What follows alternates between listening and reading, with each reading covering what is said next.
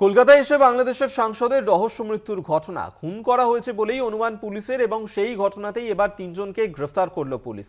কলকাতায় চিকিৎসা করাতে এসেছিলেন তিনি, পর থেকেই নিখোঁজ হয়ে যান ওই সাংসদ। বাংলাদেশের 4 বার জয়ী হন ওই সাংসদ আনোয়ারুল আজিম এবং গত 5 দিন ধরে তার কোনো রকম কোনো খোঁজ পাওয়া যাচ্ছিল না। সেই নিয়েই কিন্তু তদন্ত শুরু করেছিল পুলিশ এবং সেই ঘটনাতেই এবার তিনজনকে গ্রেফতার করা হয়েছে। বাংলাদেশের সাংসদকে খুন করা হয়েছে এমনটাই কিন্তু অনুমান করছে পুলিশ। আমরা এই নিয়েই কথা বলবো। এই মুহূর্তে আমাদের সঙ্গে টেলিফোনে রয়েছেন ক্রিয়েটিভ হেড প্রীতম বিশ্বাস। প্রীতম দা, কি জানা যাচ্ছে বাংলাদেশের সাংসদের মৃত্যুর ঘটনায় এই মুহূর্তে তিনজনকে গ্রেফতার করেছে পুলিশ?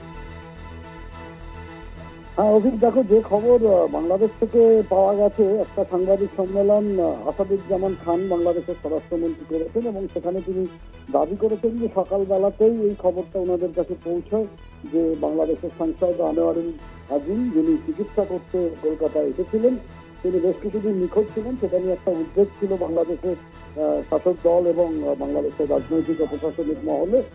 তো ওনাকে খুন করা হয়েছে, উনি নিহত হয়েছেন। এই খবরটা পাওয়ার পর কলকাতা পুলিশের সঙ্গে যোগাযোগ করে এবং তার মাধ্যমে বাংলাদেশের প্রশাসনিক মহল এবং স্বরাষ্ট্রমন্ত্রীর দপ্তর সে সম্বন্ধে নিশ্চিত হয়।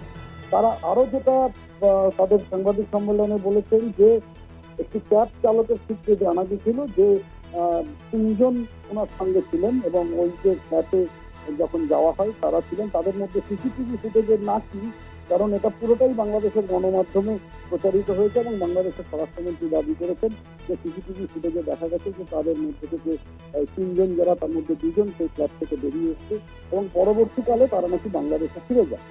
এবং এই ঘটনার তদন্ত করতে নেমে বাংলাদেশের পুলিশ 3 জনকে গ্রেফতার করেছে বলে এখনো পর্যন্ত জানা গেছে।